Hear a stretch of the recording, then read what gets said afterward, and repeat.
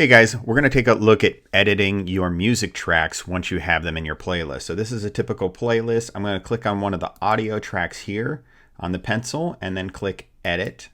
And that's going to give me the options to edit this track. So let's take a look. And again, at the beginning, if you need any questions answered, just click this question mark and you can get information just by clicking on any of these help sections. But we're going to gray this out and just edit the track.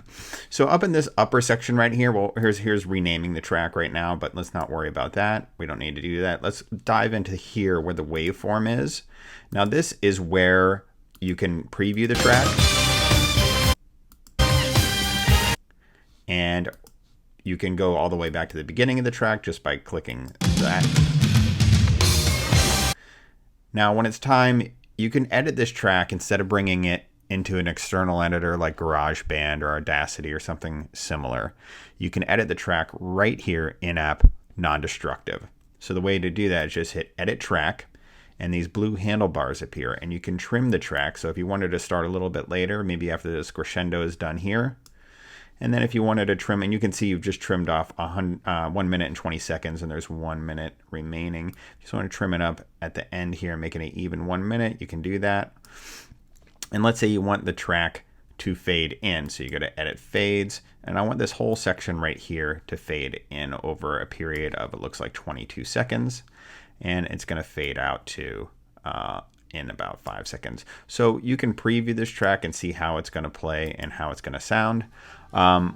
So what you're doing basically is non-destructive. You're completely re-editing this song, and that's how it's going to play back when you use it.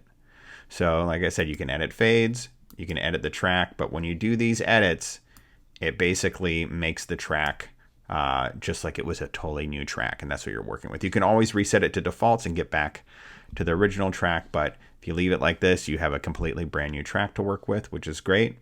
Now let's go ahead and look a little bit further down here at some of the settings. We have the volume. This will change the overall volume of the track, so pretty simple.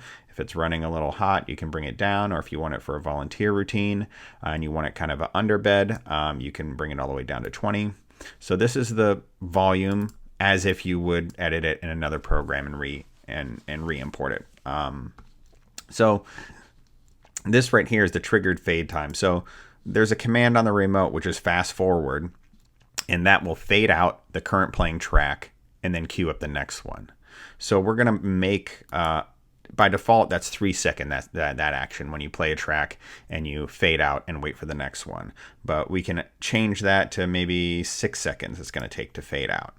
Hit done. And now when I am playing this track and I hit the fade out and wait button, which is fast forward on the remote, it's going to take 6 seconds to complete that.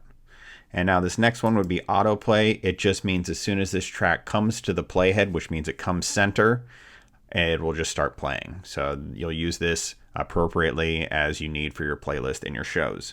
Looping is by default 1, and that means it's just going to play once through like normal. There's infinite, of course, that's very simple. It's just going to keep playing forever.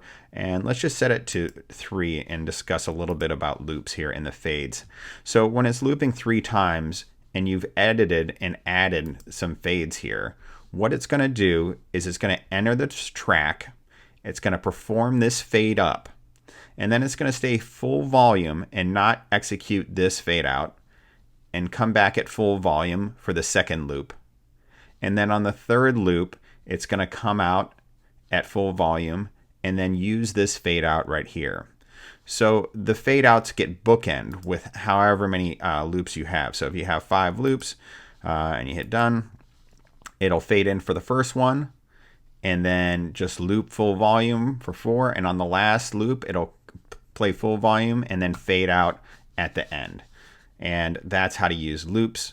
Wait times is going to be something similar. The wait, of course, you can pick that and you can choose 10 seconds or any time you want. And what that's going to do, as soon as you trigger the track, it's going to make it wait before it actually plays. And that gives you time to get your hands free for something, or if you want to hit your mark on stage, or you just want to make it a little bit of padding in there, or you want it to autoplay and wait and give you a little bit of time. Just to reset to defaults, and it just brings you back to the original track. And that is the track editing section of audio tracks. Enjoy.